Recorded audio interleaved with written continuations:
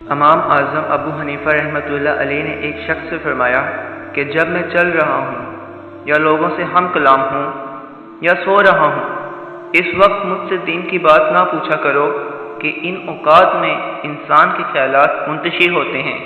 امام اعظم نے فرمایا، میں نے کبھی کسی کی برائی کا جواب برائی سے نہ دیا، نہ کبھی کسی پہ لعنت کی، نہ کسی مسلمان یا کافر پہ ظلم کیا، نہ خیانت کی اور نہ کبھی کسی کو دھوکہ دیا۔ جب آپ کے سامنے کسی کا ذکر کیا جاتا تو فرماتے، کسی کی ایسی بات ہمارے سامنے نقل مت کرو جو اسے ناپسند ہو، اور جس نے ہمارے بارے میں کوئی غلط بات کہی اللہ تعالیٰ اسے معاف کرے، اور جس نے ہمارے متعلق اچھی بات کہی اللہ کریم اس پر رحم فرمائے۔ آپ نے فرمایا، جو حدیث پڑھے اور اسے سمجھتا نہ ہو، اس کی مثال اس شخص کی سی ہے جس کے پاس دوائیں تو ہوں لیکن اسے ان دواؤں کے خواص اور فوائد معلوم نہ ہوں۔